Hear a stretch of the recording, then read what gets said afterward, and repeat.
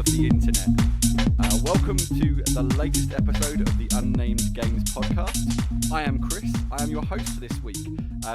Sadly, we are without one of our regular crew. The mighty Craig has succumbed to the joys of winter and some viral infection or flu or something. He's sadly been taken out of action. He's waiting respawn at the moment. I was going to say he's probably sat at home playing Cyberpunk, but I don't think he can play it at home with the kids at home on a Saturday. So that it's not very undermine his point. Yeah, it's not really a kid-friendly game. So yeah, I hope he gets better soon. Yes, get well soon, Craig. We all hope that you don't suffer too much. Yeah, it's hard work doing this with only three of us. Yeah, I swore I'd never do this again after last time, and look at the position he's put me in. I mean, that is just unacceptable. Well, there's no Jules. I mean, he's the rock that keeps it all going sane. You know, I think this could be absolutely chaos, but let's just wait and see. And like Phil said, on the plus side, I don't have the hand grenade thrown at me this time either, which is nice. It's like fighting fires. But there you go. Right. So anyway, aside from obviously our wonderful Craig being missing, we've all been busy playing a bit of Cyberpunk this week. So we're going to cover this a bit more later. So I want to just quickly go around the room and get a 5-word, maybe 10-word like pitch on how you're finding Cyberpunk so far. We'll start with Phil. I'm loving it. I'm only a couple hours into it, so I'm significantly further behind YouTube just because I've been working a lot this week. But yeah, I love the atmosphere. The shooting mechanics are a little sluggish, so maybe I'm just not quite adapted to it, perhaps. But yeah, I'm liking the way it's playing. I'm liking the story. I love even the little side quests. I think are quite enjoyable. So yeah, cool. Pretty happy so far. So 5 or 10 words turn into 40 or 50 from Phil. Nice. That's Phil's math skills coming into play there. I tried. So Alan, can you do it in 5 or 10 words? Go. I love it with caveats. Boom! See, under 10 words. Boom. I believe that was 5. Well, I was going to say, definitely under 10, yeah, but definitely, yes, 5 for sure. Yeah, I like that. Mine is silly. Yeah, you should, Phil. You should. But mine is going to be very, very similar. It's like mine is wonderful, infuriating, intoxicating, frustrating. Did you eat a thesaurus? I mean, these are just all words that come to mind. Whenever I've been talking about it, I just kind of had these things to say, and I'm just stumbling across all these things and keep going, yeah, but... That'd be a good thing for it. Yeah, but anyway, we could carry on with Cyberpunk for ages and ages and ages. We're going to talk about this a lot more later on because there's a lot to talk about in Cyberpunk. So before we get cracking on with the news, because there's been a lot happen in the past few days, just wanted to give a shout out to one of our regular listeners, a friend of mine, a man named Tommy, or as he goes on Twitter, the one Tommy Gunn. We just want to say thanks for all the feedback, man. You've been great. We really appreciate it. We also have a question from you, which we're going to save. We were going to do it this week, but because of Craig falling to the powers of the illnesses, we are leaving it till next week because we think he's going to have some pretty cool answers for that. So we will get to your question, man. We really appreciate your feedback and all your interaction. It's been great to see. And on that, if you want to get in touch with us, we are on Twitter at Unnamed Games Pod. Feel free to send us a tweet with feedback or hit us up with any suggestions. We really like hearing from people, and don't forget to subscribe to the pod on, wherever it is you get your podcast, whether it's Stitcher, whether you're listening to us on YouTube, whether it's, Spotify, Apple Music, wherever. Just give us a listen, give us some feedback. We always really appreciate hearing it, and it's nice to know we're not just talking to, the nothingness of the internet, really. So, moving on. It's been a strange week because we were a bit concerned we'd have nothing but Cyberpunk to talk about come Wednesday night, and then Thursday night, like the entertainment world and geek world exploded with news. So we're going to get to Cyberpunk as our last point in our agenda. But we had the Game Awards on Thursday night. Disney decided to drop an absolute just shed load of info on new Star Wars and Marvel stuff coming up. And so I just wanted to go around and just sort of have a chat with everyone. So we'll start with the Game Awards. There was a lot of new announcements, a lot of talk about stuff, bits and pieces. I mean, I saw a lot of it. I thought it was all great, but I think we can't really proceed without talking about the most important announcement of the night, and that is that Vin Diesel will star in 2 Arc 2 Furious. Family. And I know that one member Families of our are podcast, the matters. one member of our podcast crew will have an opinion on this, shockingly. So, Phil, what did you think? I quite enjoyed the trailer, actually. That was quite good. it kind of, what did it put me in mind of? Like, it kind of put Vin Diesel back in there. It kind of had like almost Conan vibes to it, I was thinking. Yeah, Particularly with the music in the background and like the animal skins. Obviously, I know that's Ark as well, but it did get me really thinking of like a kind of cinematic story-based like Conan game, but with, dinosaurs instead of gods of the old world, I suppose. But yeah, I thought it was quite nice.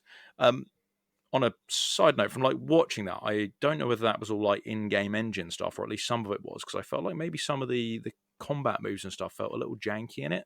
So I'm thinking it was probably an almost in-game trailer, which is kind of what most of them do anyway. But I'm very excited to see. Yeah, sorry, I was going to say, to be fair to them as well, they're quite a small studio relatively. I mean, I know Ark's a pretty big game now, but they're not a big studio, so maybe that's a little to it. I don't know.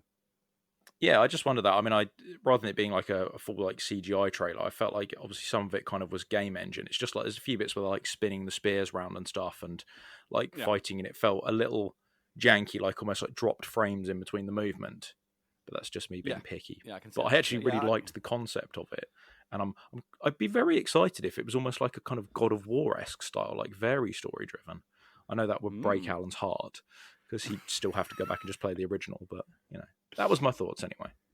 Well, you mentioned the name there, which is Alan. I mean, Alan is going to be the one who we need to go to. He's our Ark benchmark. Not that he's ever mentioned Ark in the past on the podcast. You wouldn't know that he plays it, to be fair. He's never touched on it. So, Alan, dare I ask, what are your thoughts on 2 Ark, 2 Furious?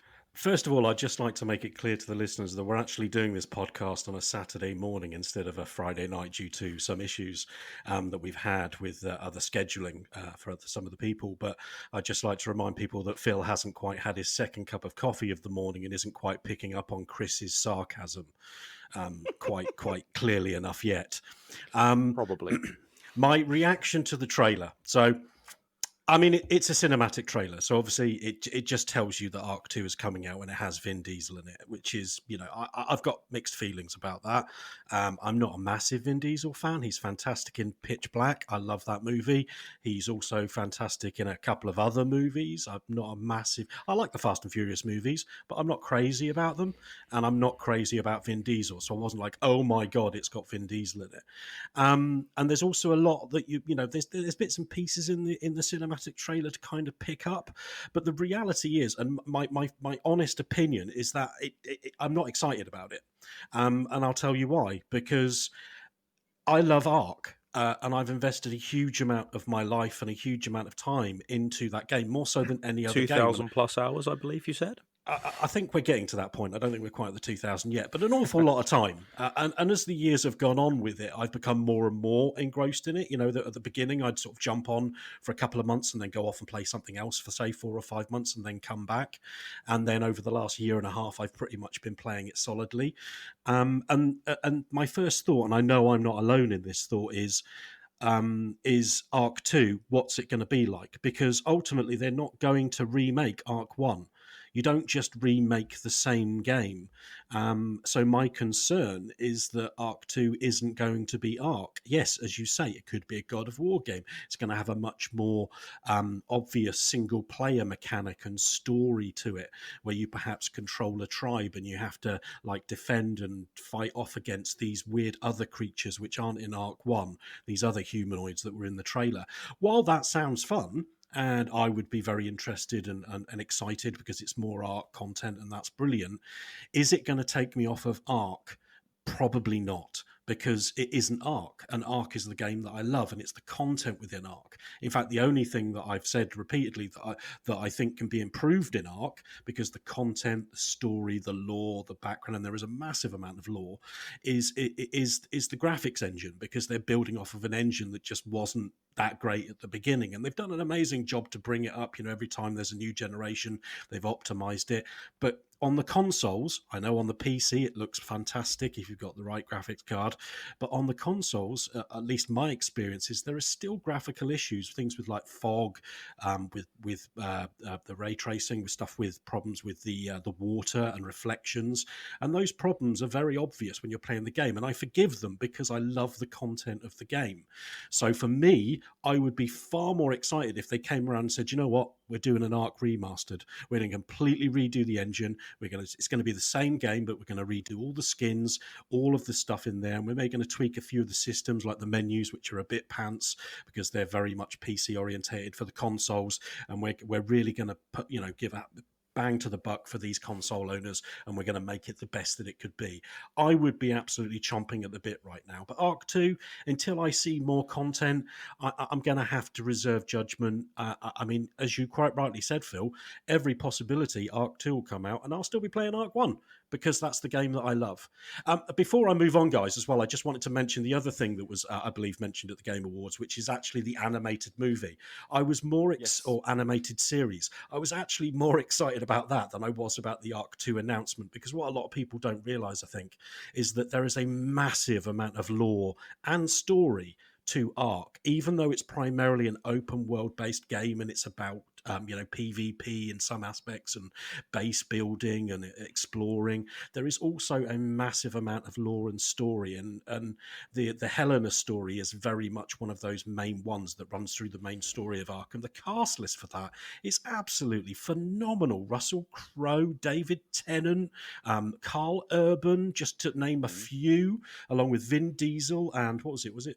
Did I say Russell Crowe? But I mean, it's just this. There was about 7 or 8 names on there that I knew, and I was just like, "Oh my god, that looks amazing! I cannot wait to watch that cartoon." Sadly, it's not out till 2022, I think they said.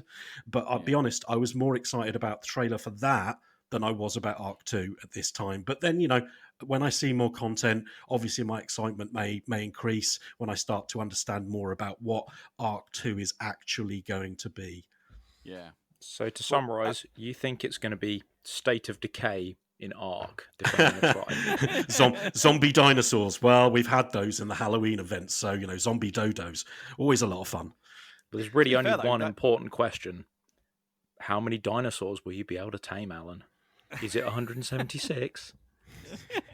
Well, I'll get Chris to look at the wiki and give us the real number. That's the real facts there, real facts.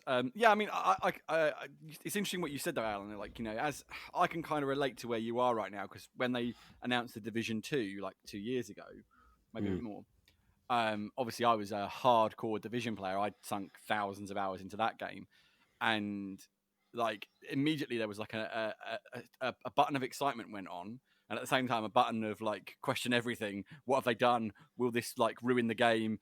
Will I still be able to play Division? All this stuff just came on and went. What about all the things that I love about Division 1? Will I lose them all? And there was a very much part of me that when that happened, can totally relate to what you're saying. And I was like, you know what? Is this going to be the same game? Am I going to love this one as much as I love the first one, or am I going to try and convince myself that I love this one as much as I love the first one?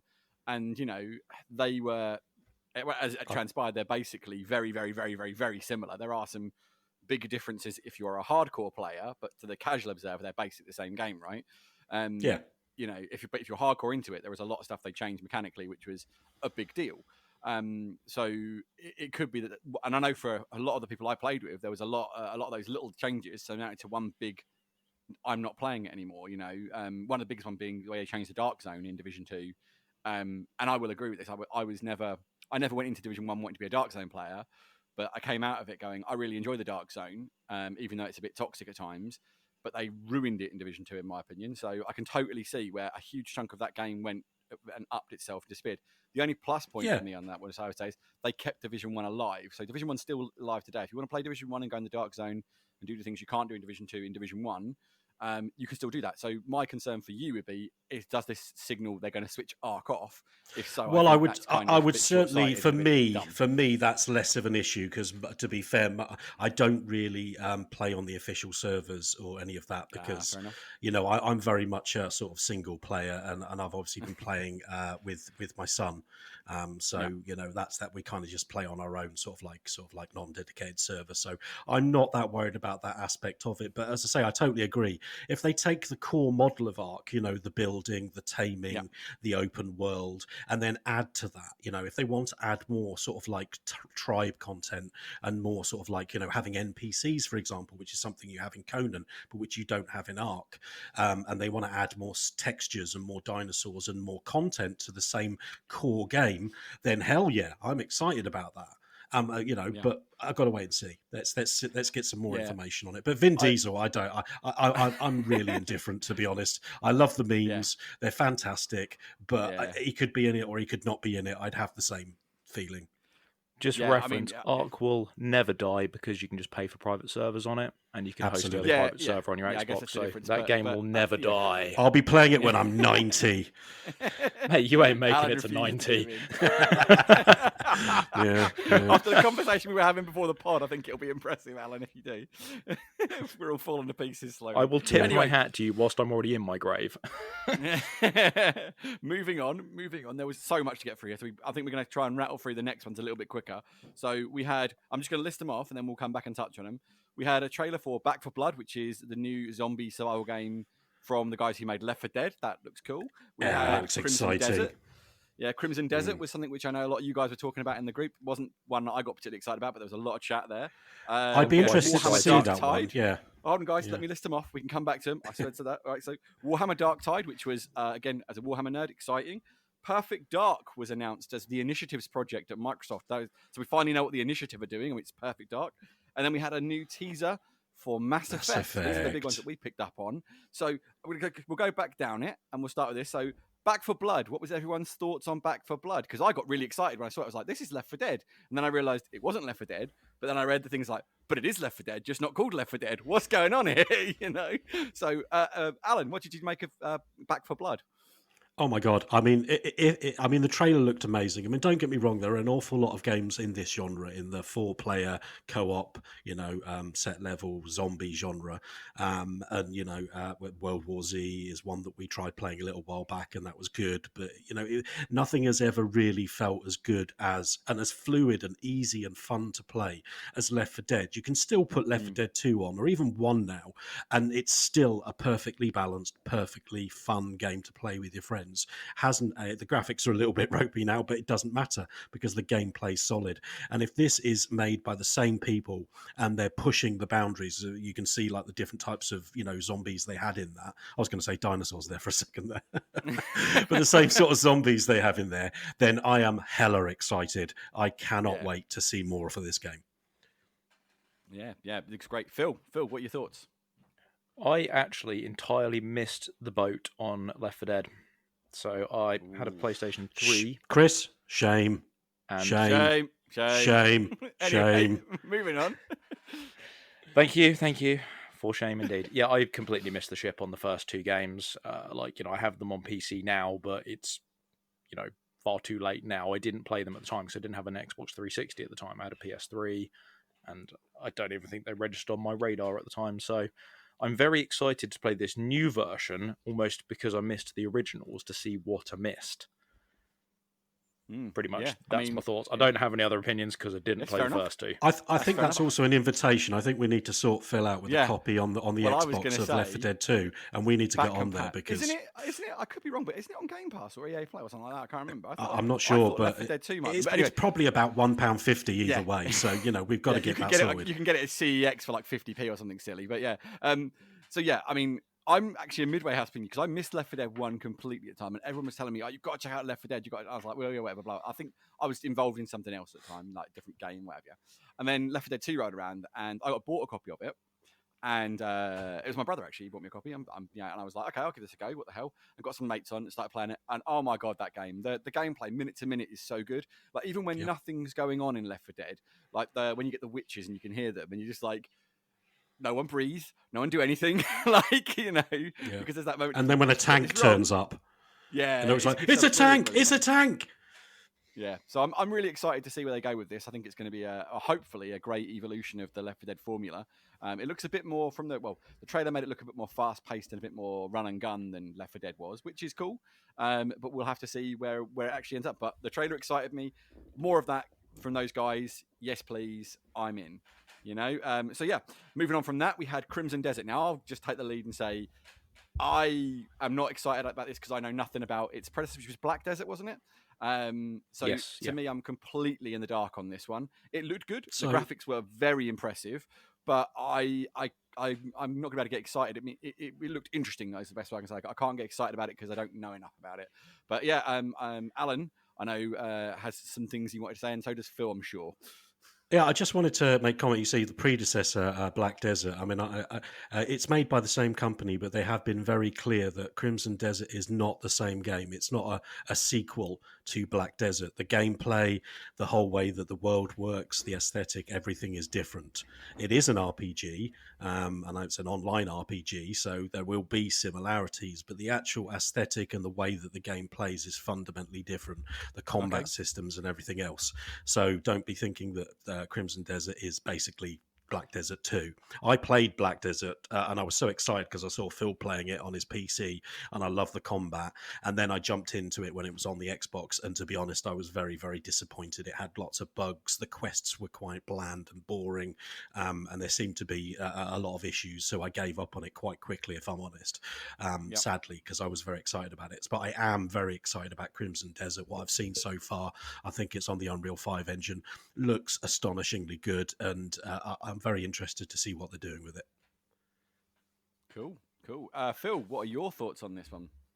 So I've been following this game for about 2 years now, I want to say, because initially when they announced it, it was kind of billed as a sequel to Black Desert. And I think since then it has kind of grown into something very different, sort of from looking at the trailers and doing a little bit of Google research on it as well. Because Black Desert, it was kind of, they kind of tried to build like almost a game world system. Like, there's a big trading system, a big combat system, a big PvP and PvE kind of systems in there. But as Alan said, the story was a bit bland at best. It was very just read some text, go here, kill something. It wasn't very interesting at all. I mean, I still stunk a good amount of time. I got a couple of characters up to top level, but as soon as they switched on the PvP, I very much switched off on the game and wasn't interested. So I'm quite excited to see what they do with Crimson Desert, specifically down the storyline side of it, because the combat is very good and very satisfying, and it's very combo based. So I really enjoyed the combat. I just needed a bit more in the game, in the story side, to kind of keep me going. I mean, Black Desert was always kind of like at the forefront with Unreal 4, and it was always like that poster-child game hung up for how pretty can a game possibly look. And it seems like Crimson Desert is going to carry that banner on into the next generation in Unreal 5. So yeah, I'm very excited to see how this game turns out. Cool. Yeah. So should we say it's a spiritual successor then, not a sequel? Is that a good way to term it? Yeah, I'd be happy that's with a good way to do it. Yeah, a spiritual successor, just with more of the stuff that was missing from Black Desert, we hope. Maybe it's just learning from their mistakes in Black Desert, so therefore that's what you'd hope, isn't it? That's what you'd hope. That game made them a phenomenal amount of money, so we'll see. Right. So next up we had Warhammer Dark Tide. So I'm gonna throw it over to Alan on this one, see what his thoughts were. Am I making sense?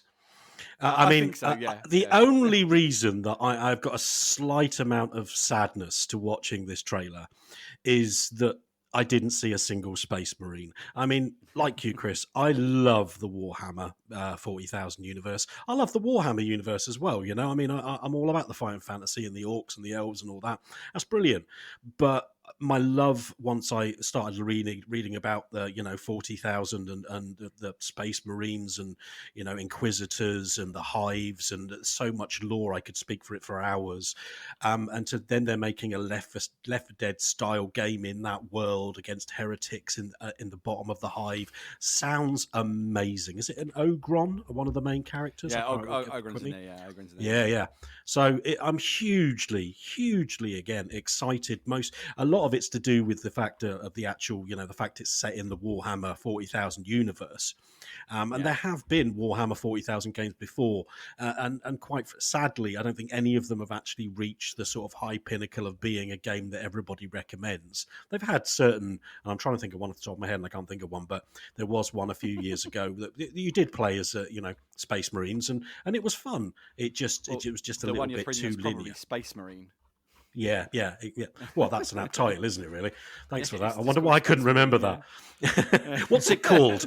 It had Space Marines in it. But anyway, yeah, so, and there's been a lot of like isometric, I think the Mechanicum has been out recently and other ones. And so there's loads and loads of different types of games. But playing one, in the Left 4 Dead style, again, it makes me very, very excited. And again, I'm very interested to see more content on this. And again, it's another game which, I'm very much a single player game person most of the time. So when a game like this comes up, my first apprehension is how many of my friends will actually play it for a dedicated amount of time. I'll be honest, we played Vermintide, and I managed to get everybody playing Vermintide 2 for about 2 sessions. And then everybody was too busy and wasn't that bothered. And it's always sad to me because I really enjoy these games. And then getting the buy-in from everybody that's on my friends list isn't always easy because they don't feel about it the same way. So, that's the only caveat. Yep. Phil, thoughts on this one?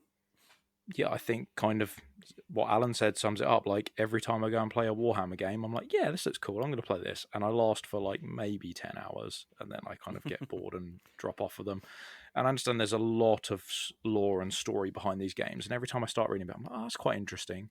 I spent a good time playing, I think it was Inquisitor, because they gave it away on Games for Gold. And I quite enjoyed that. Me and Craig, again, stuck about 10 hours into it. And then he fell off it, and it wasn't very interesting to play on my own. So I fell off of it as well. And Alan had real trouble because he couldn't even get his account validated to actually play it. So might have lasted a bit longer if that had happened. Again, I look this game, it looks interesting. Like you said, it's kind of like in another Left 4 Dead style, and because I missed the boat on the original Left 4 Deads, again, I think this is something I'd probably quite enjoy playing as a group with you guys. I think if I was playing on my own, probably isn't going to hold my attention. But I'm very interested to see what happens, and I hope there's some good maybe story beats in there to kind of drag me in a little bit and get me to know a bit more about the Warhammer 40k universe. Yep. Certainly, it's a thing where being a bit of a 40k nerd or a Warhammer nerd in general, like I'm all about the models more than I am about the game. But as Alan said, like you can't get involved in Warhammer without the lore kind of creeping up on you and sort of biting your curiosity and going, oh look, there's things over here I need to explore. And I think as to why there's no Space Marine, because we're dealing with Alan, really simply, it's because there's no real, there's very little in the way of real threat that would require a Space Marine. What you have to remember is how OP as hell Space Marines are. And it'd be like, we're going to take out this underhive, send in 1 Marine, it's done. You've got a point there, Yeah, I think that's why. It's always, I think that's also a problem they do face, though, is Warhammer 40k is so focused on a few key characters, one of them being Space Marines, does that have a negative impact on people's willingness to approach the game if it hasn't got a Space Marine in? Does it put people off? So be interesting. I'm really excited about it. I'm not like hype factor 11, but I'm definitely interested into seeing where they go with this and what comes of it. But I am, this is a good one for me. I was like, finally get to see some gameplay. The gameplay looked great. So very, very exciting. But we'll move on from that because we could talk about Warhammer for ages, because as Alan said, there's lore upon lore upon lore upon lore upon lore upon lore upon lore. In fact, what's my gamer tag? Longfangs. And what's that, Chris? Well, I'm imagining it's got something to do with the Space Wolf, sir. Yes, it's a veteran Space Wolf, my friend. So there you go. I'm not a big Space Wolf. Straight over my head, that one. It's weird. It's weird. Space Wolves are like one of these things that everyone goes nuts about, and I just go, meh. I was always a Blood Angels guy personally, just like throwing it out there, and that was always there, always the way for me, because they're red, and like who doesn't like red Space Marines? They're well cool.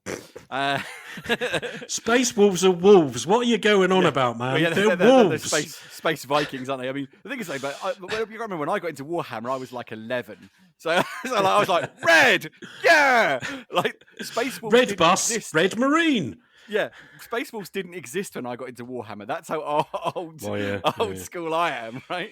Rogue Trader. Well, you must be really in trouble when you see a red car in the car park and it's not your car. Then I get really upset. I'm just going to get in that one. It's red.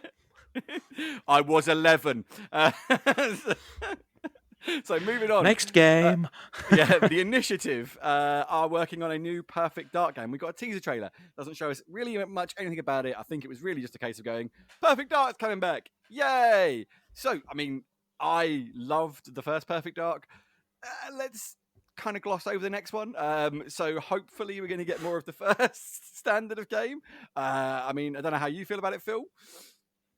So, again, I kind of missed the boat on those because I didn't get a 360 till very late in the generation. So, probably only had a couple of years before it was going on to the Xbox One. And I played just Forza games almost exclusively on there and GTA 5. But I went back and I tried to play them when they came in the Rare Replay bundle. Yep. I'll be honest, I didn't get very far because they're quite old and janky now. But I like the premise of the universe. I like the premise of the character, Joanna Dark. I think that's really interesting. Yep. And I very much hope this, again, without quoting it, but, I hope it gets the God of War treatment. I hope it's a super amazing kind of story beat game that has fantastic character development and, lots of nuances to the combat and things like that to keep it really interesting and keep it really driving forward. Because that's what I'd really like to play. And particularly, again, I really want it to be like a third person, not a first person shooter like the first two as well. Yeah, That's kind of it. So just to give you an idea of how much you missed the boat on Perfect Dark, though, the first Perfect Dark game was an N64 title. Oh, wow. Did not know that. So did they re-release that on Xbox 360 and then remaster it for Rare then? So the Rare collection contains games that were never released on 360. So it was just a collection of Rare's greatest achievements, really, over their history, wasn't it? And we can touch on Rare Replay another time because I think that's a great compilation of games. But yeah, it didn't get remastered per se, but it just got re-released on the 360 for that collection. And then obviously, right, okay. There was a Perfect Dark game, Perfect Dark Zero, I think it was, for the 360 if memory serves, which didn't go. Yeah, I did try and play that as well. Yeah, it's not.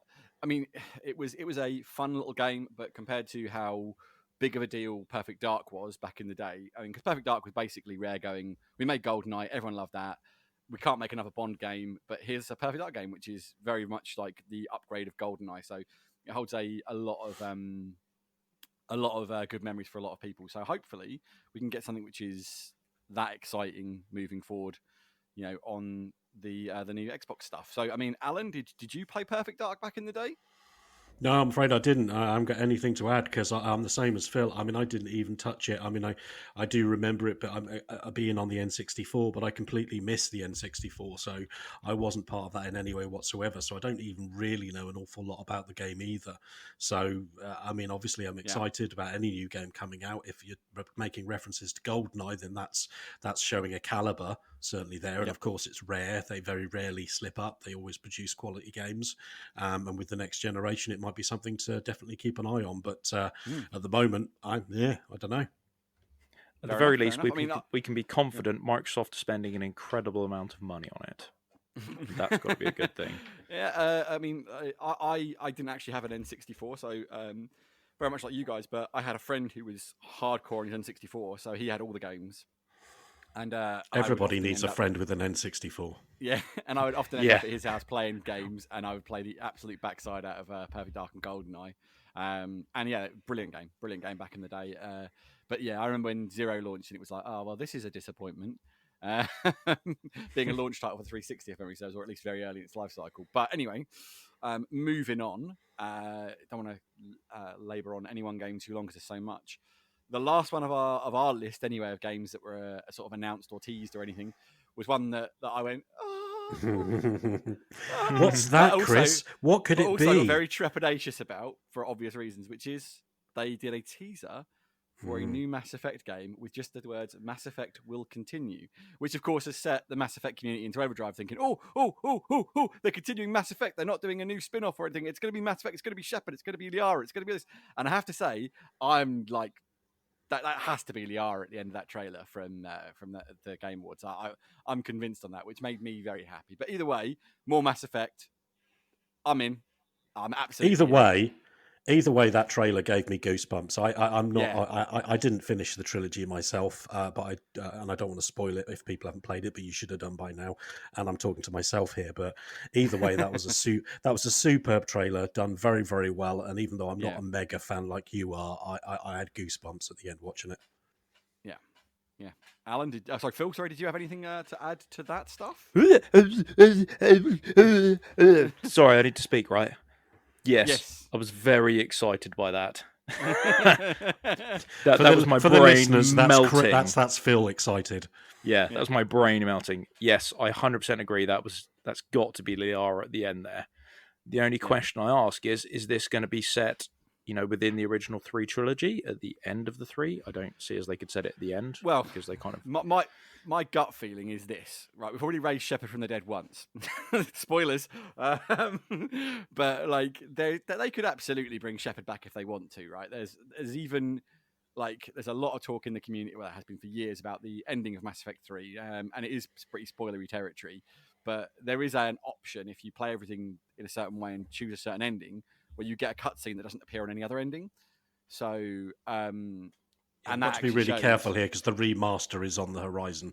So new people will be So, playing all right, it. okay, I'm going to put a major spoiler. Did you want to, Yeah. Alan, because you haven't finished it, are you okay with spoilers, or do you want me to shut up? I think you should perhaps leave it for now. Okay, I'll leave it. But yeah, we'll talk about it. We'll talk about it off air if you want to talk about it, but we'll leave it. But as I say, the ending of Mass Effect 3 is a very controversial ending, but there is an ending which plays differently to the other endings. And it leaves possibilities. Yes, it leaves an open question, and the trailer sort of points a little bit in that direction as well. And I'm like, oh, this could be interesting. But yeah, I was super excited when I realised that person walking up.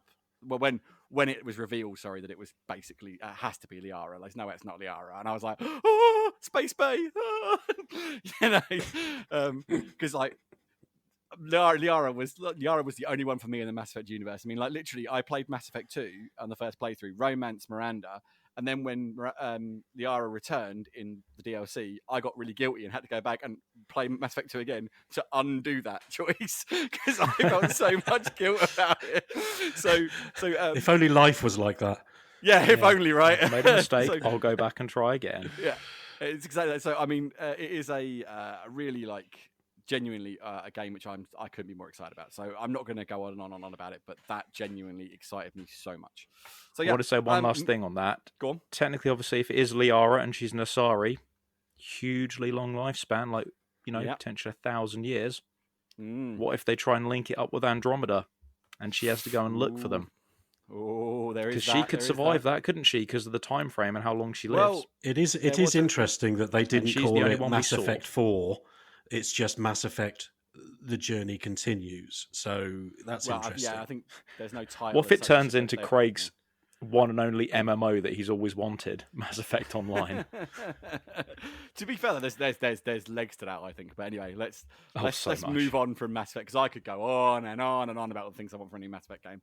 But anyway, moving on, we'll wrap the Game Awards up there. We'll come back to the Game Awards maybe next week a little bit, just because there was something we wanted to touch on, which does really need Craig here as well.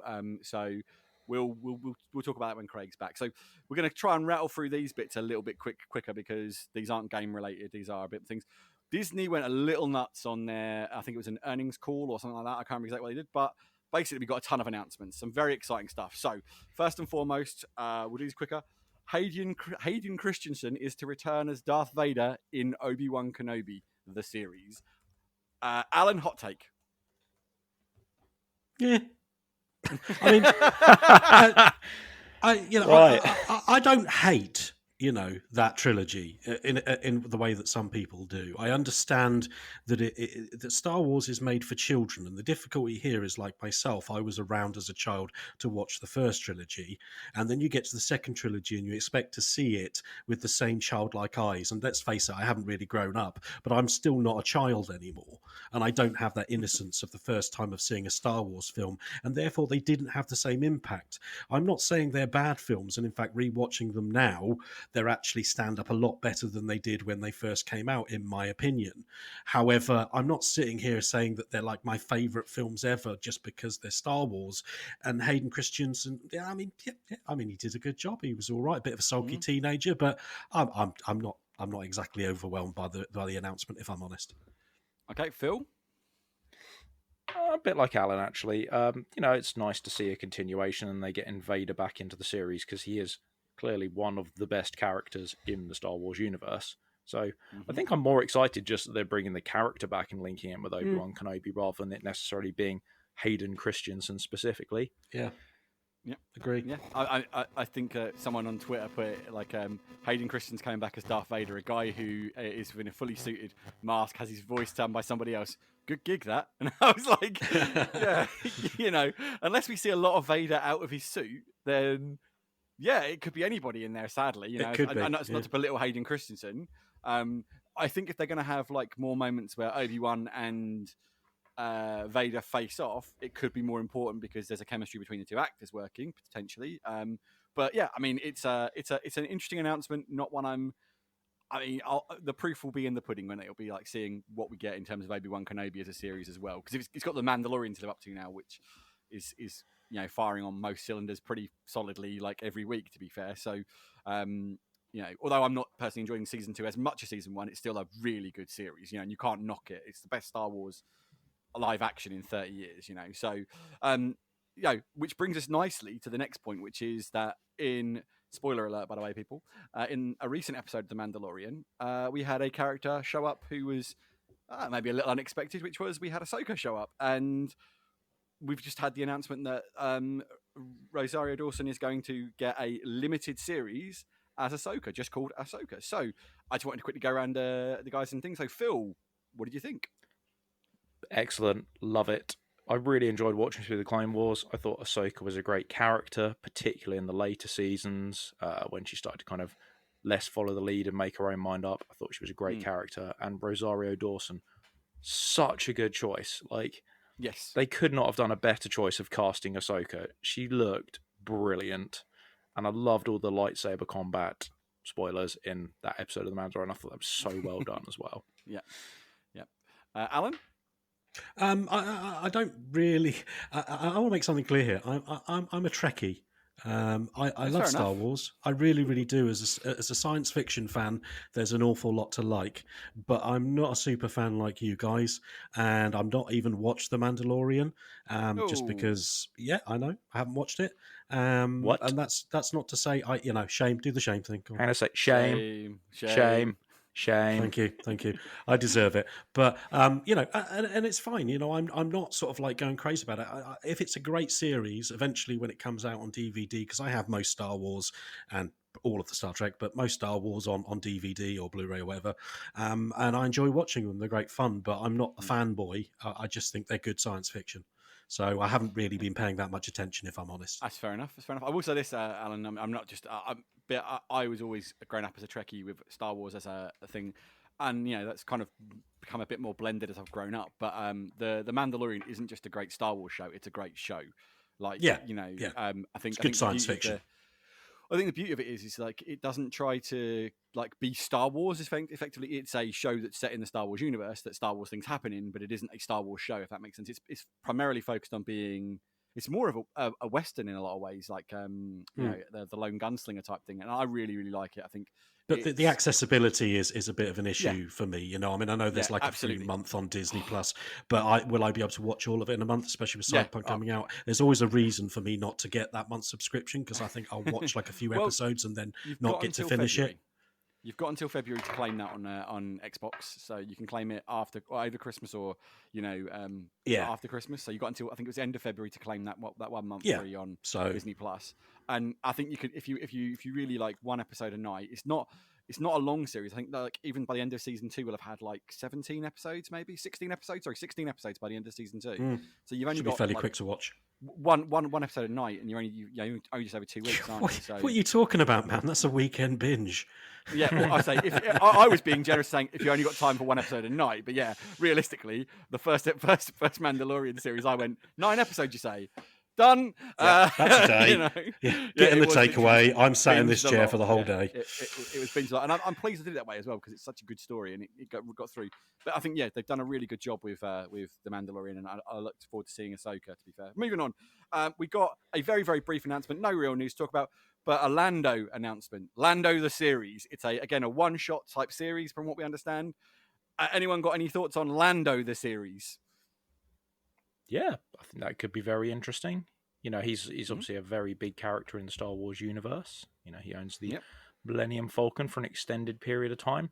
So it'll be interesting to see where the Lando series sits within the timeline. Like at what point are we following Lando? So I'm interested to see what happens. I just reiterate what I said last time. More good science fiction is a good thing, whether it's Star Wars, Star Trek, The Expanse, Westworld, anything you want to mention. If it's good science fiction, I'm all for it. And being from as I said, the original series, Lando's a character I know very well. I would have thought they'll probably go for an earlier Lando, what with, was it Han Solo being out recently, but I don't know. But if it's good science fiction, I'm all for it. Yeah, I mean, I think there's the big question there is which are we going to get? We're going to get young Lando or old Lando or a combination of both Landos. I'm down for whatever. Lando's a cool character we didn't see enough of in the films. He was underused in the sequel trilogy, in my opinion. So I'm really excited to see where this goes. This is one that got me really excited. I was like, oh, Lando, cool.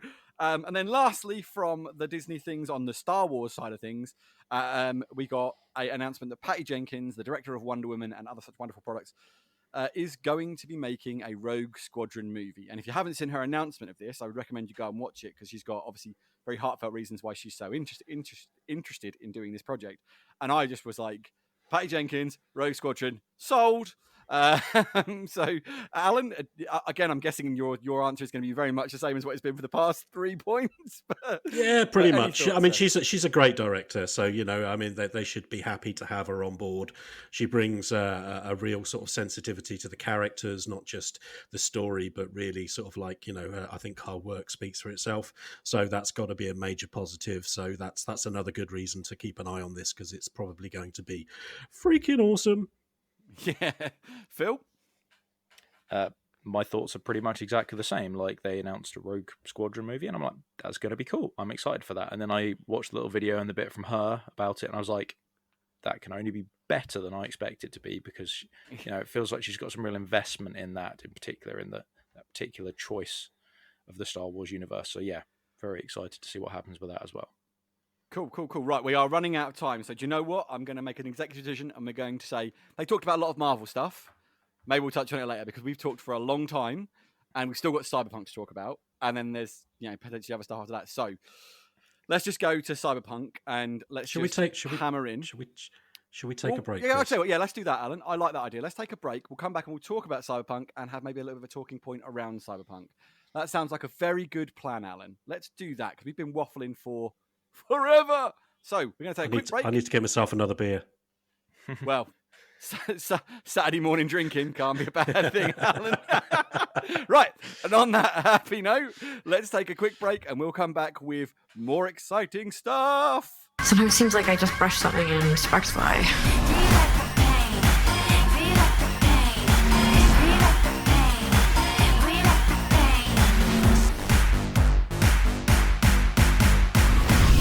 Welcome back, people of the internet. It's me, Chris. I'm back. I've got Phil and Alan still with me. We have... Yep. You? We have we've had quite a big week in terms of one particular game coming out. You might have heard us mention it before. So this week, Cyberpunk 2077 finally got released. So we are going to have a little bit of a chat about it. I think Phil wanted to just touch on something before we go into the debate in full, though. You're absolutely right. Just before we get into the because it's such a big game, because we're also very passionate about it, we do tend to talk a lot about that. So I am instigating a safe word. If somebody starts to ramble or circle around the same point, the safe word will be banana. So if you hear that, summarize your point, please. There's a Freudian reason why Phil would go for the safe word banana, but we won't get into that just now. Well, banana. I mean, it's due to a certain collectible we see a lot of in Cyberpunk. Very good. I like that. So basically, we've all been exploring Night City. We've all had a bit of time with the game. And I think we've all got opinions on it. So I'm going to go with, so far he's been a very vocal supporter in a lot of ways, and a man who was probably the most excited out of all of us for this, which is I want to go to our friend, the Arc man himself, Alan, first and foremost. Yeah, well, I haven't played it yet because I've still been trying to get the ice cave finished on Ark, so I've got to get some. No, I'm only kidding. Lies. In all honesty, your Xbox. In all honesty, I did actually have a little bit of a play on Ark last night because I missed it, not because I wasn't enjoying Cyberpunk, but you know what I'm like. But it's quite funny to actually look at your friends list and literally every single person is playing Cyberpunk.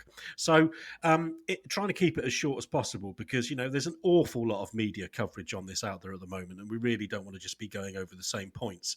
But for my own personal opinion, I've never been so emotionally conflicted by a game ever. So thank you, CDPR, for that. In one hand, I love it. And I'll touch on that in just a second. But on the other hand, I'm so sorely disappointed in the game and with CDPR at the same time. It's for me the major plus points or real fantastic things about the game are the immersion, the world that they've created, and the story, the characters, the voice acting. For me, I'm playing on a Series X, just to be clear on that. I've had a few issues which I will touch on, but nothing really major. No sort of like Quest sort of like bugs or anything like that. So my experience has been regularly trouble-free, and I've just been so loving immersing myself into this world, and it's so easy to do. All the mechanics in the game for me seem to work so well. There are a few kind of niggles about some of the RPG elements I've seen people do. For me personally, I haven't got any complaints. I've picked a specific build that I want to focus on this time. I've gone for the Nomad life path, and I've sort of like decided to go for more of a sort of a gunslinger, because that kind of fits for me with the Nomad life path. Not sort of like no net runner sort of stuff. I'm sort of saving that for when the Series X optimized update comes out next year, and I'll do maybe a Corpo life path with that one. But overall, my experience has been generally extremely positive, and I've absolutely loved it. But then on the other hand, I've obviously seen the reports of how abysmal it has been on other consoles. And by other consoles, I mean the next gen, the previous gen, consoles, if you like. And this is really disappointing, because if you think about it, I was looking at some stats earlier on.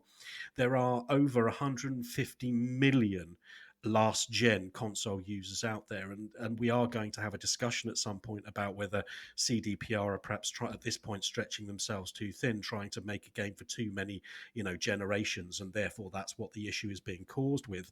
But when you have a market share that huge, it's hard to kind of see them trying to cut themselves off from that player base.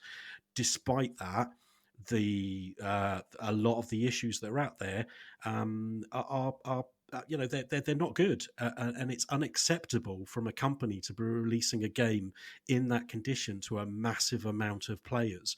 And quite frankly, the consensus, and I would tend to agree with that, is that they should have delayed it even further, if only for that generation. This is clearly a game that was designed to be optimized on the PC. If you look at the Digital Foundry video and they show you the game running on their, was it 3090 Radeon or whatever the graphics card is, I don't know, but it looks astonishing. And when you add to that the actual immersion that I've been talking about, it is a phenomenal game. But sadly, that isn't the experience that everybody else is having, and that's really disappointing. Yeah, as you said, we'll come back to that in a minute. I just want to touch on Phil's first impressions of Night City and how he's been finding it, because I know he hasn't played anywhere near as much as me, you, in terms of like how far he's got down the story path. I mean, I don't even know. I'm trying to avoid talking to you, Alan, just in case we get spoilers. And I say, "Have you done this?" And you go, "What the hell?" And yeah, me too. I'm about 16 hours in, so. Yeah, but that could mean anything, mate. You could have been doing side quests for 16 hours. Who knows, right? I have been. Yeah, let's talk to Phil and see how he's finding it, because he's a bit more green than we are in terms of his experience in Night City. So let's see how he feels. Yeah, I mean, as I said kind of at the start, I think it's been a really good experience. I mean, I've barely got through the first few story beats, to be perfectly honest with you. I think the last thing I did was where you sort of go into the VR and do your first brain dance, which I thought was a really cool kind of part of it. Again, like Alan, I'm playing on a Series X, so I haven't really noticed any particular performance issues on there. I mean, I did try both the performance and the quality mode on there, and I started on the performance mode, and then I tried to switch to the quality mode where it drops to 30 frames, and it just felt like really kind of stuttery and sludgy. And it's not because it's not a consistent frame rate; it's just that, in my opinion, it's a much nicer experience on the performance mode. And the graphical bells and whistles you maybe get on the quality mode, I just don't think were worth it versus the smoother frame rate. So there was that side of it. In terms of the technical side, I haven't really hit any glitches or issues, or I say that I hadn't until I had a conversation with you boys yesterday, and then when I was playing it last night, I got 2 of them in a row. I got into this big old street fight because it was like one of those like NCPD side case things where it's just go kill everybody there because they're thieving scumbags. And I was like, oh, brilliant, got in there, and I got through all that, looted everything, and I went to go back to my car, and it went, and it froze, and my heart stopped almost for as long as the game froze. I was like, no, I've just won this massive gunfight that I wasted loads of stims on because I was horribly underleveled and shouldn't have been trying to do it. And then luckily it unfroze, and I quickly created a manual save just in case. Yeah. And then literally like 10 minutes later, I went to like, I don't know, I think it was a clothing vendor or something. I was like, oh, cool, I'm going to spend some money. I did it again. I was like, no, what if it doesn't work and I have to reload the one where it froze? Yeah. Luckily, it seems all was well. So yeah, my experience so far has been very good. I definitely prefer the performance mode over the quality mode.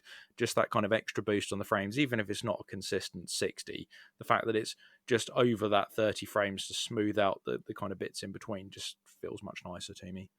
Yeah. I'm enjoying it so far. Yeah, cool. I mean, I'm going to echo a lot of what's been said in terms of how much I'm enjoying it. I think Night City of itself is quite of an achievement that CD Projekt Red should be very pleased with. I mean, the city is so well realised and feels very legitimate, which I think is very difficult to do in terms of cyberpunk stuff because, it's been so well realised by so many other media. Like, for example, let's just look at Blade Runner. Blade Runner has that aesthetic, and it kind of set very much a tone and a thing for a lot of that cyberpunk type stuff. And I think that because that has been so well realised in the past, that it's very, very hard to live up to that top tier grade in a lot of ways, which I think this game does superbly. I think like the aesthetic, the look, the feel of it. It's at no point do I feel like they've not got a really solid handle on what cyberpunk is and what they're doing. It gives me really good Fifth Element vibes. Yeah, when particularly at the first bit when the Medicorp turn up to pick up the chick. Yeah, I was like, that's so Fifth Element, the flying car. It's a more. I'm trying to think what the word is. It's a more gritty Fifth Element than Fifth, but it's very. It is it's like that's like it's a really nice middle ground between say something like Blade Runner and something like Fifth Element. So you've got that kind of a bit more light-hearted nature of the Fifth Element, but with that kind of gritty undertone of Blade Runner. So I mean, I really like it. I really like. So far, I'm enjoying it. However, I am getting a little tired of bugs. I've got to be honest. My experience seems to be quite different to I'm playing on performance on a Series X, just like everyone else. And overall, the performance is pretty solid. I don't have a huge problem with the way it runs per se, other than, as Phil said, the stop where it just freezes. I've had that happen so much now, especially when I'm in a vehicle. If I'm riding a bike or driving a car, it will just constantly just lock for like 5 seconds, and then I did actually read somewhere that they seem to think that's something to do with changing between areas, which might account for it becoming more consistent as you're moving more freely around the map. Yeah, I've only ever had it freeze on me once when I wasn't in a vehicle. To be fair, I've only ever had that once. It was quite an annoying period. It caused me to have a bit of an issue where I got killed. But I mean, I'm very hard on the game, probably because I expected quite a lot of it.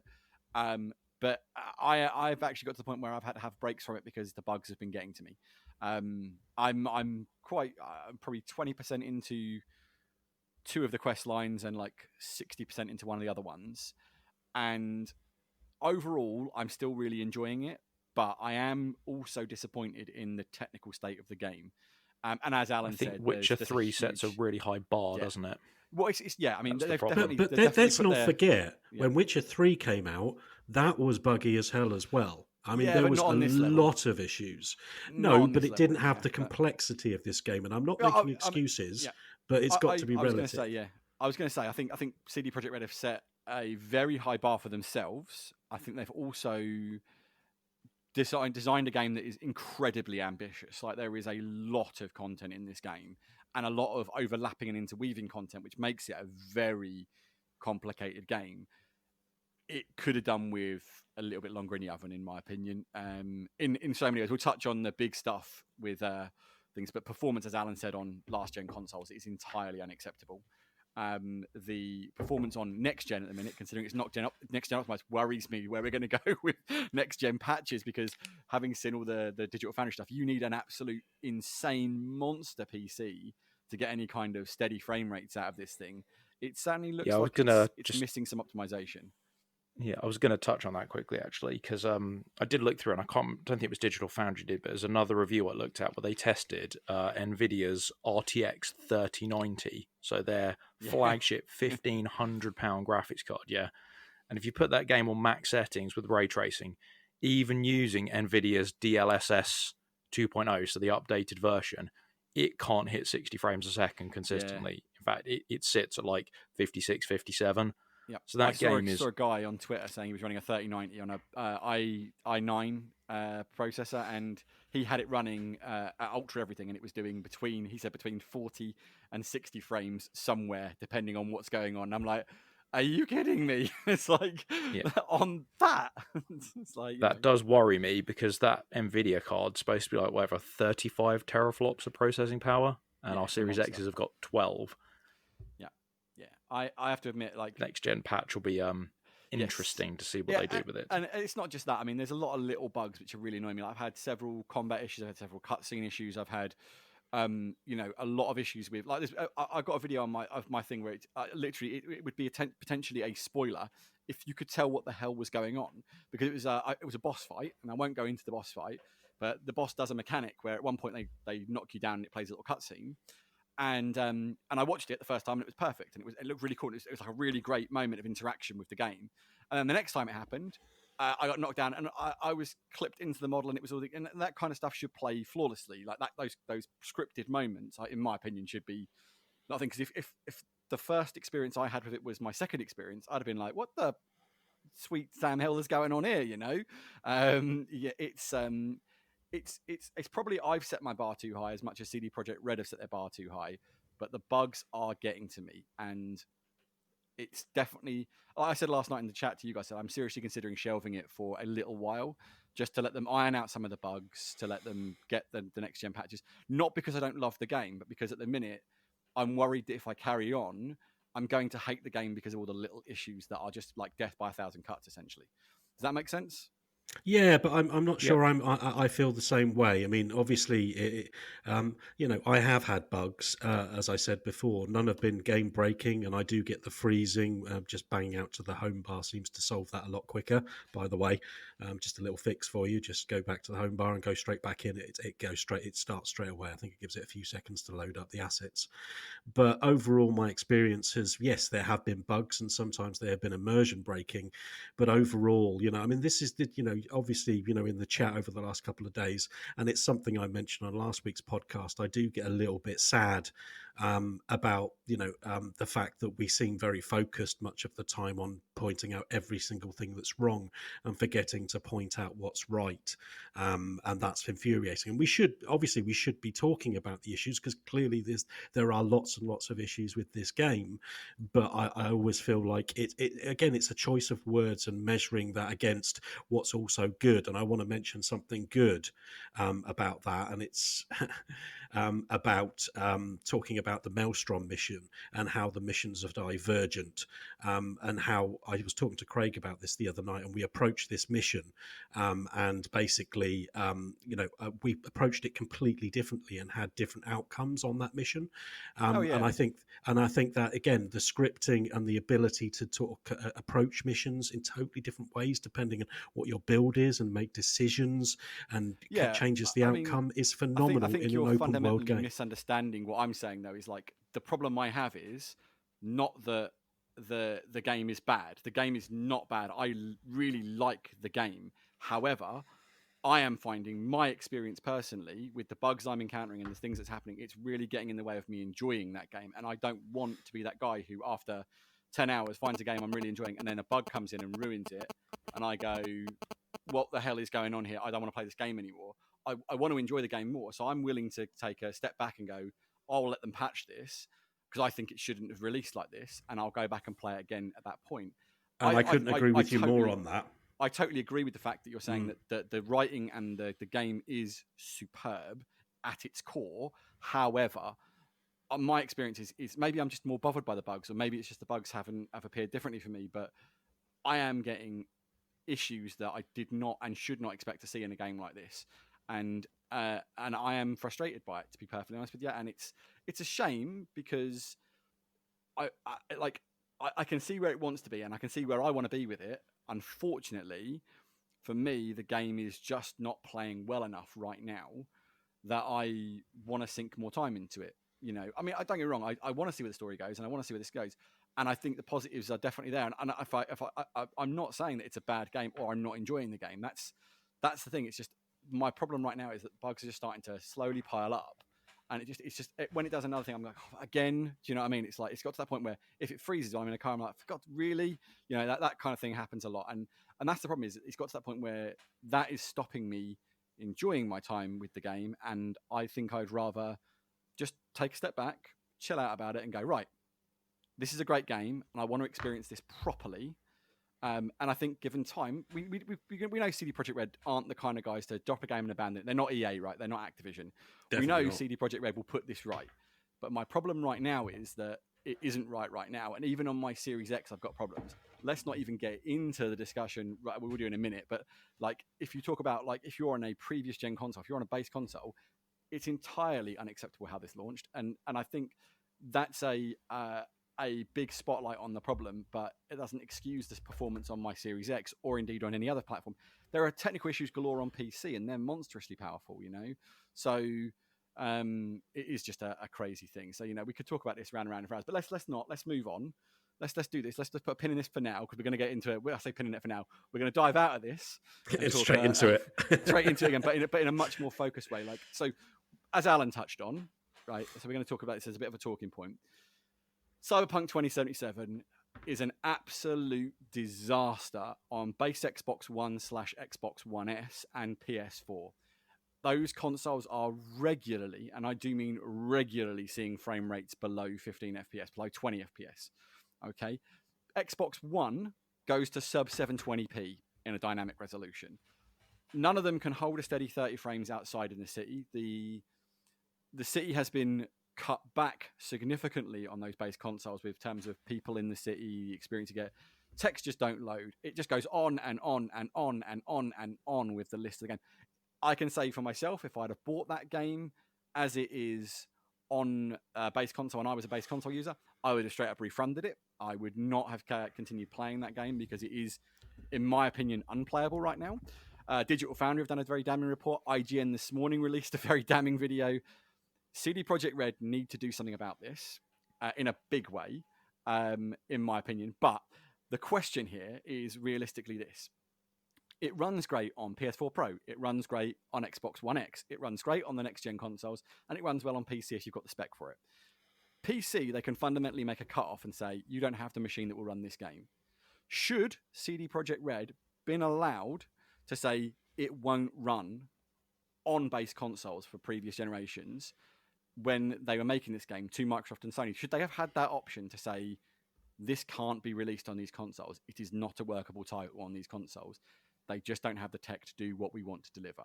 So this is the question is, should it have been something? Is this a problem we're going to see moving forward where games are going to suffer because they have to target all of these consoles? And should developers be given the option to develop for either mid-generation upgrades onwards or just ditch previous? Well, obviously they've got the option to ditch previous generations, but I guess it's more a case of should you be able to ditch that early base console models from the previous generations moving forward? What do you guys think? So, I mean, it's hard to disagree when you see the proof in the pudding, as in Cyberpunk. But there's a lot of sort of like different aspects into this. I mean, at the end of the day, as I said earlier on, the market share of old gen consoles, PS4 and Xbox One, is massive. And the amount of money and investiture that CDPR have put into this game, I mean, 8 years in development, a massive amount of money invested into this. To cut out that market share would be disastrous for them, especially considering the availability issues we've had with next generation. But on the flip side of that coin, I totally agree. This is a next generation game. There's no question about that. Even though we have still got issues with the Series X, I can't help feeling those issues would have been a lot less if they weren't busting their backs to get the Xbox One and the PS4 versions working. And I believe they're the direct cause of the later delays. So would we have had a much better, more polished game on the Series X? Absolutely. I can't say that we wouldn't have done. So I think that it's kind of, on one hand, they are a business.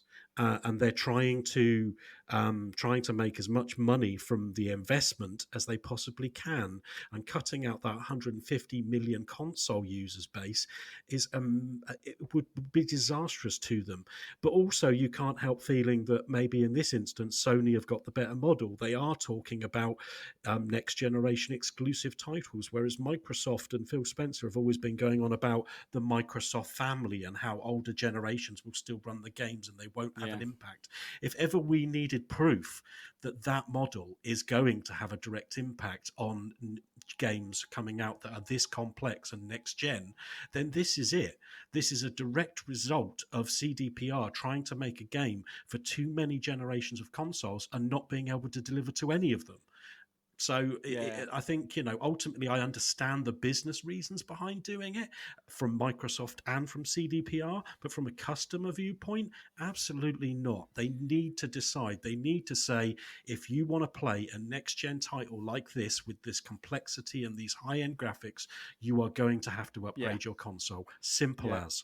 I think, that's a really good point. I think one of the things I put in our little sort of like, running order was, have we reached a point where backwards compatibility is great for games, but not for hardware? Like obviously trying to make everything run on older machines. The games industry has always been moving forward technologically, and are we getting to this point where they're only cutting their nose to spite their face essentially at this point? So Phil, did you have any thoughts on that? Yeah. So my thoughts are, like Alan said, Cyberpunk is a next generation game. And I don't think it's a next generation game based on how pretty it can look on a really high-end PC. I think the design of that game, the open world city, the scope of it, the way all the systems interact in the quests, I think that's what makes it a next generation game. I think that kind of alludes to like what Alan's saying, how even if there are bugs, it doesn't actually bother me because the actual core of the game is so good, and that's the next gen part of that game. And I genuinely think they should have been allowed to say, this is a next-gen game. It cannot run on base PS4, base Xbox One. Like you alluded to, that was one of the main reasons they cited for the initial delay on it. Let's just say they still had the game delay, but they didn't have to try and tailor it down so much to run on these old generation consoles. I think the version we would have now on Series X, One X, PS5, PS4 Pro would be a better, more polished version of the game. Yeah. Possibly we might even have that next-gen patch out if they hadn't been trying to sort of downsize the game so much to fit on those older consoles. So genuinely, yes, I think they should have been allowed to turn around and say, you know what, it's just not going to run on these. It's just the fact of the matter is. I think, like Alan said again, Sony, now I'm seeing, Cyberpunk in the real, I think Sony actually maybe have the right game model. This is a PS5 exclusive game. It only plays on the PS5. This is an Xbox Series X exclusive game. It only plays on the Series X.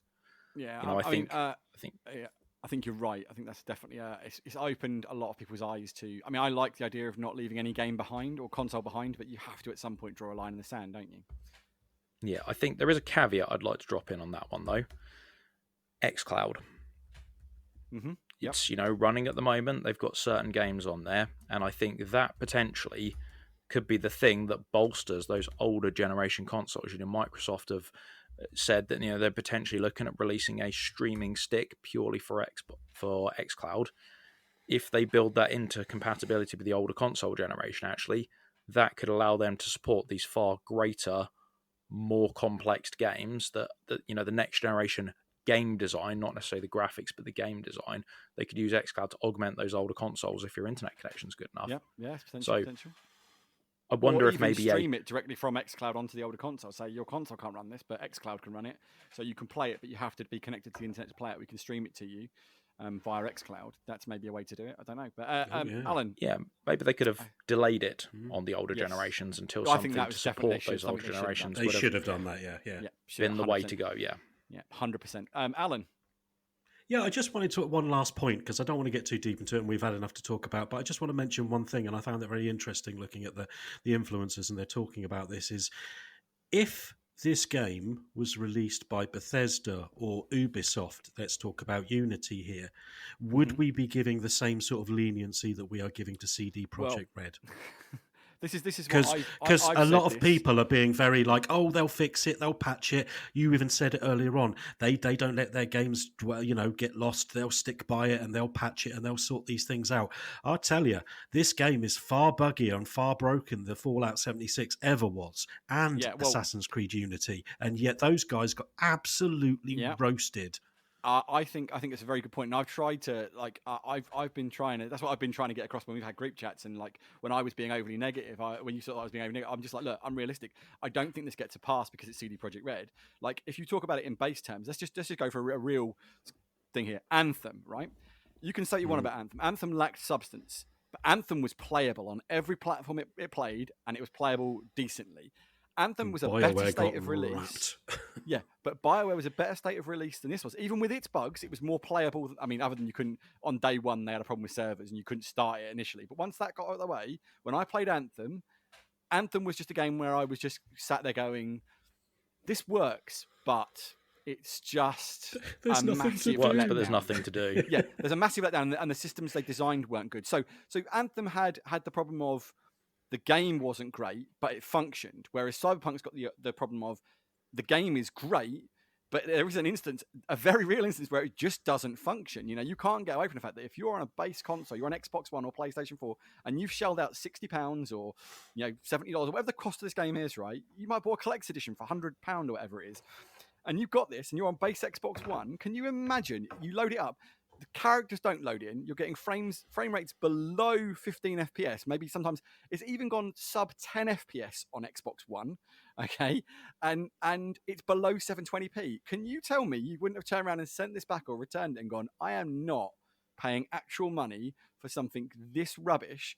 And CD Projekt Red need their feet held to the fire on this, because they should not have done this. But I do think they should have had the option. I absolutely think, and it should be an option moving forward for developers.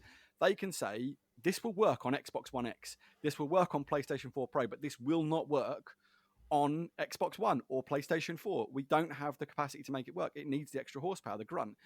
I mean, I guess the point is that developers, third party, are just going to go, stuff it. We'll just make it a next-gen only title. And I kind of wish that CD Projekt had been able to go, it's a next-gen only title. We're really sorry. We can't deliver a product of a usable standard to the Xbox One. And it might have meant that Xbox One X users got left out in the cold, but by the same token, I think it would have been better for CD Projekt Red long-term to have done that, because realistically, as you said, we'd probably got a better game from it, but realistically, like CD Projekt Red have earned all this leniency because they've been the good guys for so long, right? So patching all their games and not abandoning them, making sure that refund policies on GOG are superb, being open and honest. And that brings me to another point, being open and honest, right? CD Projekt Red have a reputation of being the guys who are like, yeah, our games are yours. You do what you want with them. No one should have to pay twice for Cyberpunk, etc., etc. We're the good guys. You like us. And the review embargo, according to almost all the influencers, is like, you absolutely cannot use your own footage until it's out in the wild. It absolutely stinks of underhandedness, doesn't it? Yeah, it really, stinks. really underhanded. The NDAs, and the fact that they were only letting the reviewers have PC versions. The console versions were deliberately held out of their hands. They weren't allowed to use content. CDPR knew exactly what they were doing because they knew that it wasn't going to work properly on the consoles. They need to be held to account. As much as I want to, something needs to be addressed here. This is a bit like going into a restaurant and ordering a steak and it coming out and it not being cooked. You wouldn't go back to that restaurant and you would make a complaint. Unless you ordered it very, very rare. Almost like ordering a steak and getting chicken is what it's like. Yeah, exactly. Exactly. Uncooked chicken, But so at the end of the day, all the goodwill in the world is great. Yeah. And these guys have, they're very community focused, but they have released a product to good paying customers, to a vast majority of good paying customers, that is fundamentally broken. And that has to be addressed. Absolutely, I couldn't agree more. And I think there's a real passion that amongst a lot of gamers that this isn't acceptable. So, I mean, I think, to be honest with you, I'm going to put a line in the sand, our own line in the sand, and say, I think we're going to get into just ranting about CD Projekt Red here, and I don't want to do that because I do think Cyberpunk is a good game. I do think Cyberpunk will be fixed on most systems. I am struggling to believe it will become playable on base Xbox One and PlayStation 4 in any real meaningful way, without Not anytime severely soon, gimping anyway. it. Yeah, without severely gimping it anyway, like really dropping the res or cutting out content. I mean, they've already dropped the density of people in the city, so it doesn't feel as alive, etc. There's no getting around it that realistically a call should have been made somewhere to not do what they did with this in terms of base consoles. The lies were certainly not cool from CD Projekt Red, and they need their feet, as a Ubisoft would be, as Bethesda would be, as anyone would be. They need their feet held to the flames and gone, you can't say these things that aren't true. They were saying it runs great or comparable on all systems, so that's definitely an issue. So anyway, we're going to draw our own line in the sand, and we're going to say, look, that is where we're going to end this. Like, I think Cyberpunk is going to be talked about for a while. It's going to be a big talking topic. But what we're going to do, we're going to wrap that up with, let's just say, we're all happy with the basics of the game, but there's some unacceptable practices from CDPR there. So moving on, we're going to take a quick break, and then we'll come back with a short quiz for everybody's enjoyment. So we'll see you soon. Yo! Stop your grinning and drop your linen. Found them. Welcome back, people of the internet. This is the third part of the latest episode of the Unnamed Game podcast, where sadly we are missing our leader, our own Optimus Prime, shall we say, Craig. He's trying to get well and rest up because he's ill. But moving on, that doesn't mean we can't have fun and we can't have our own joy without him. So we're going to have a quiz because it's fun. Do you like us? Do like a fun quiz? Yeah, I love absolutely. Fun. Yeah. Yes. Fun. That's what we're here for, right? After all the ranting and in the last part, let's have some fun. Let our hair down. Let's breathe. Let's all take a woosah moment. There we go. So I've just got a quick quiz for you guys. 10 questions, and they are all based. I'm going to be completely honest. I lifted this off the internet because I've been playing too much Cyberpunk and I forgot to write my own. So thank you to the internet. So we're going to have robot themed from science fiction, etc. So I need a robot themed buzzer from each of you. So Alan, can I have your robot themed buzzer, please? Hasta la vista, baby. Yes, Terminator 2 action. Yeah, baby. Oh, I like it. And Phil, can you give me your Terminator themed, robot themed buzzer, please, sir? Well, due to something you mentioned earlier, I'm going to go with Autobots roll out. I love it. Very good. Right, so 10 questions. It's fastest on the buzzers. Okay. This will be interesting to see how we do here. Right, so are we ready, people? I was born ready. I hope so. Born ready, he says. Okay, cool. Right. So question number 1. What was the name of the Jaeger piloted by Chuck and Hercules Hanson in the film Pacific Rim?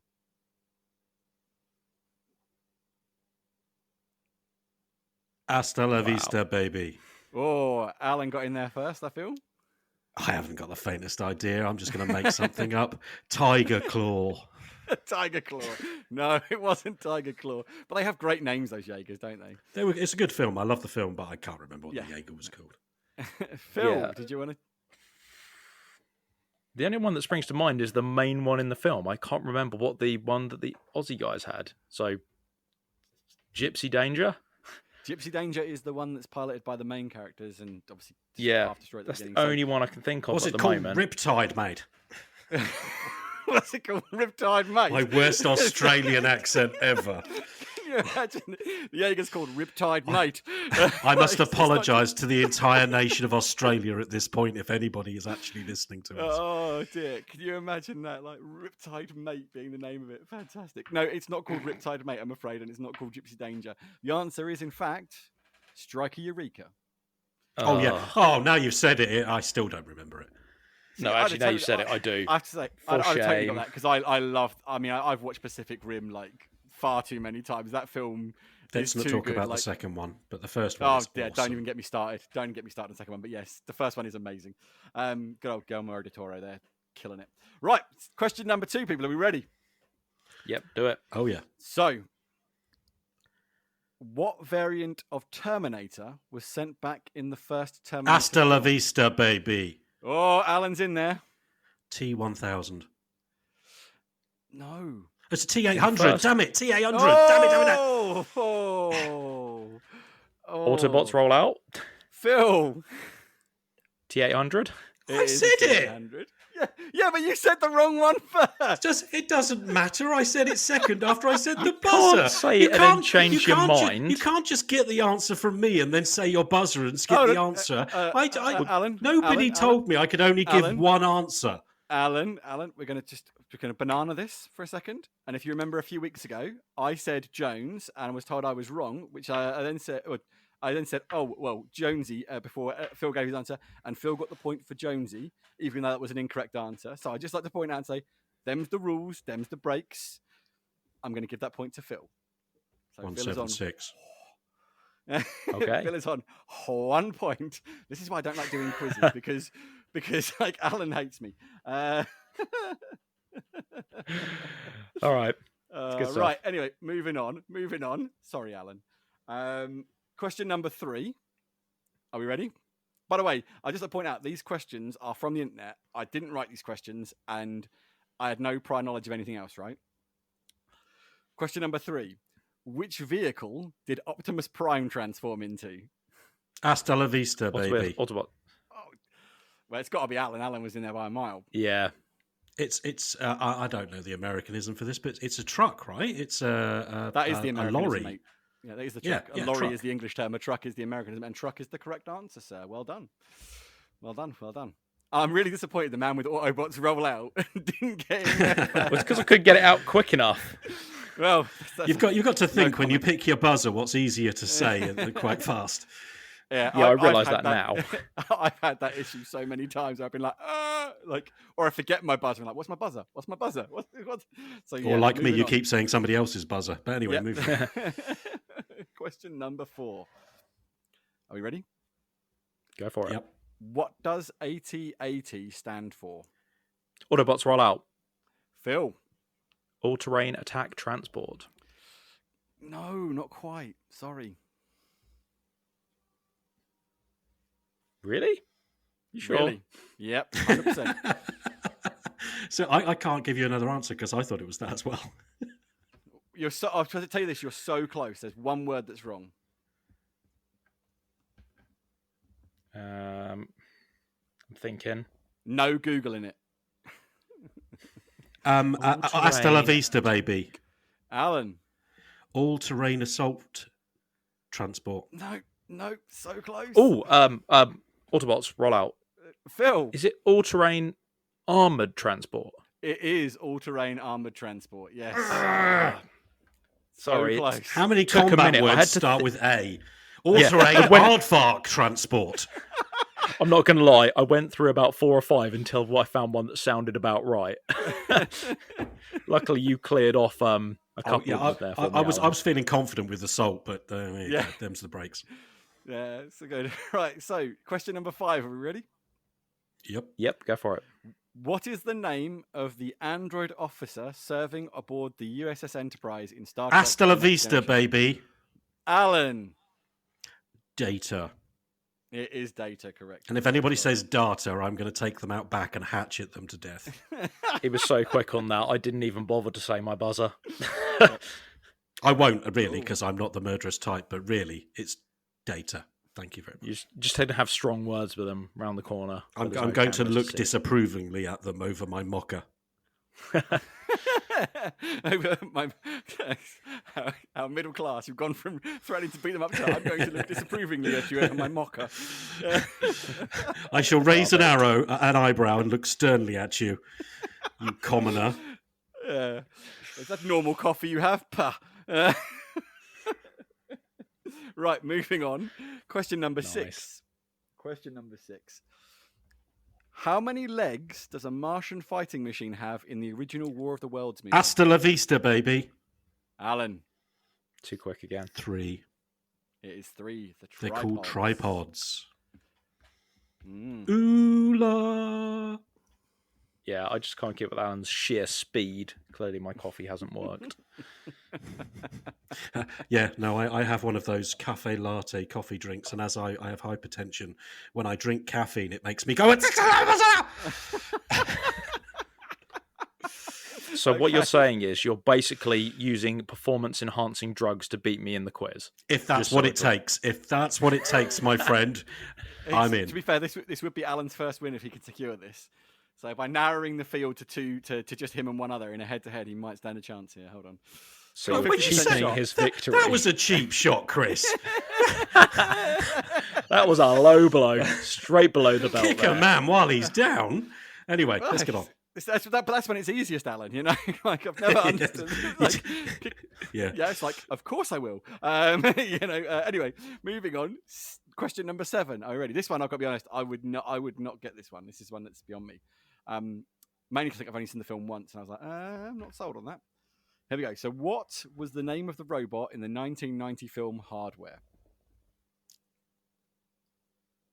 I've never watched that movie. Neither have I. Good. Yeah, it's not very good. Autobots roll out.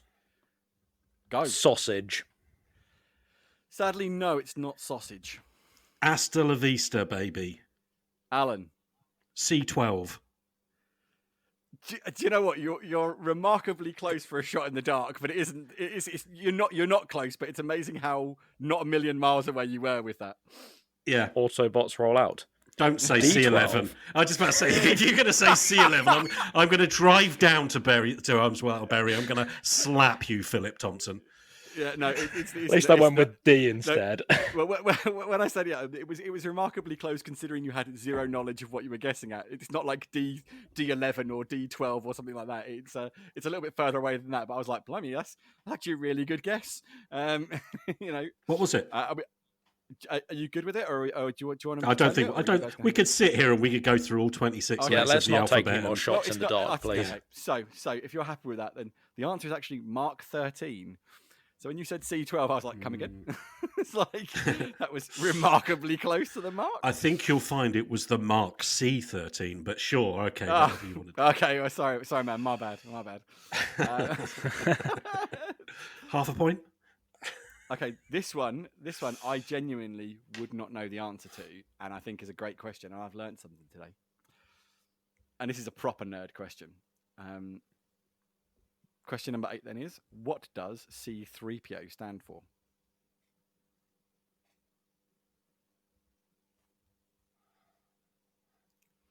Well, I think I've just had a brain fart. This is proper nerd level, this one. I did not know this. I mean, I don't want to help Phil out here, but, hasta la vista, baby. I'm fairly sure the P is protocol, because he's a protocol droid, but I've got no idea what the C3 or the O stands for. Not a squiffy. Not a clue. Do you want to take a guess? No. I just get no idea. I mean, What harm is to guess them? Just think robot-y words and stick them in there. Why not? Yeah. Okay. Centurion 3 protocol organism.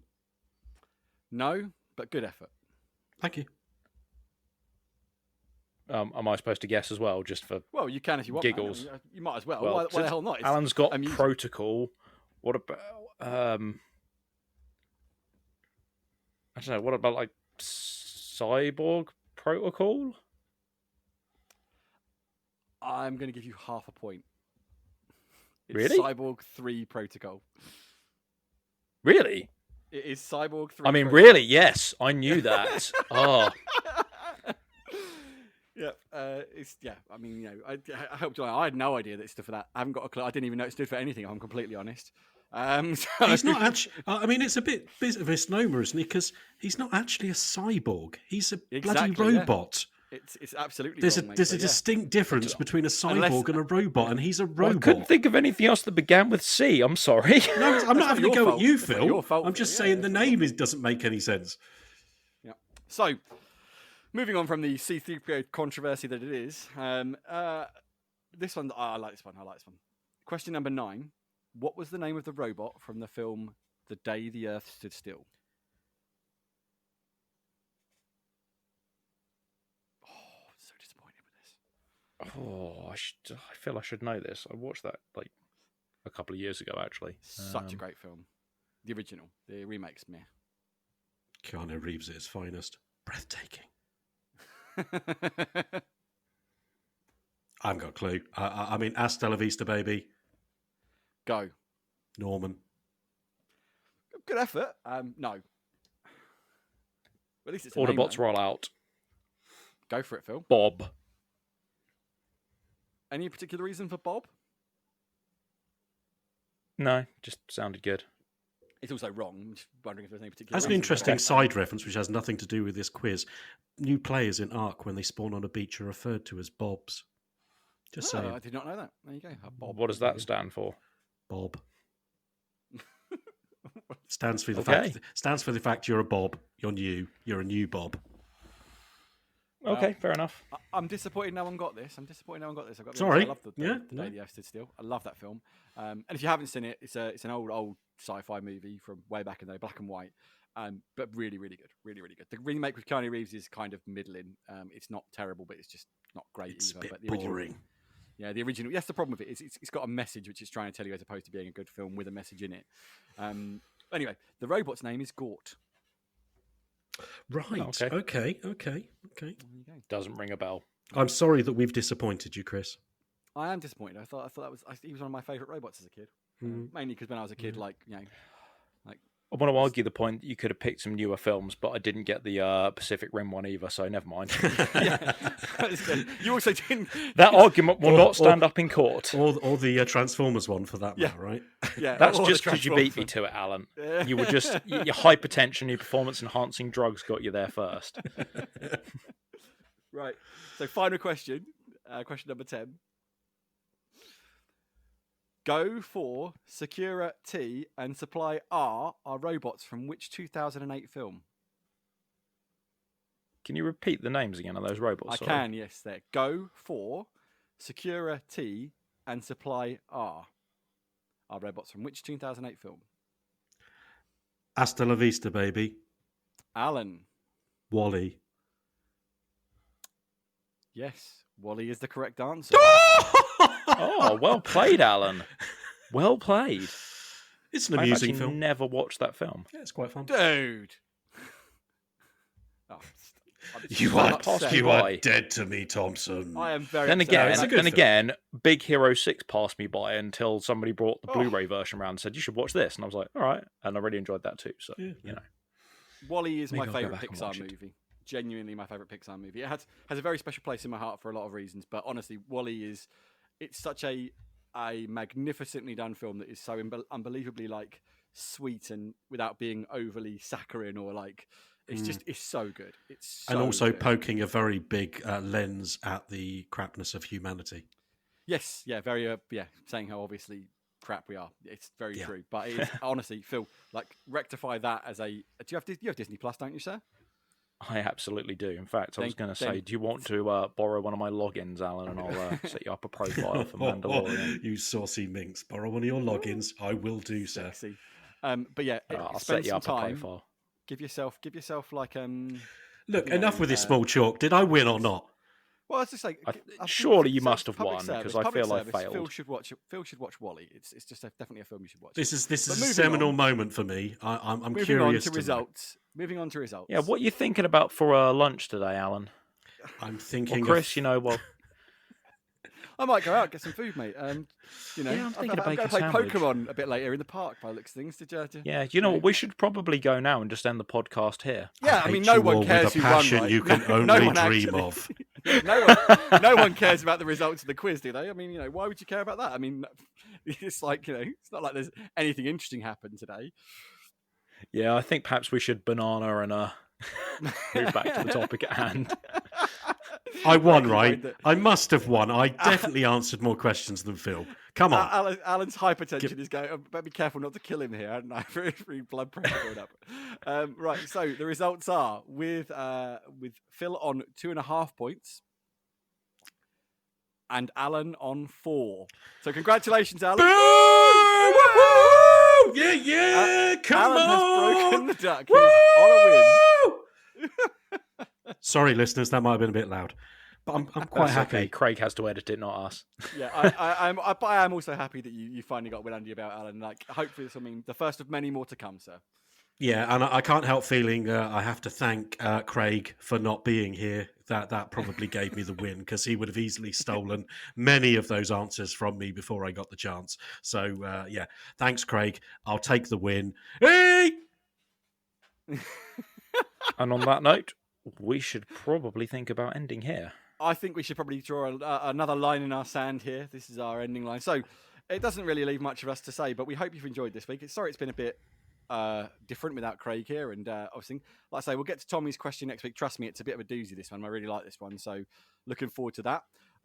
So I'm just going to say thank you to Alan and Phil for joining me this week to have a bit of a ramble and a rant through the world of gaming and entertainment. So say your goodbyes, boys. I'm off to Night City. I'll see you next week.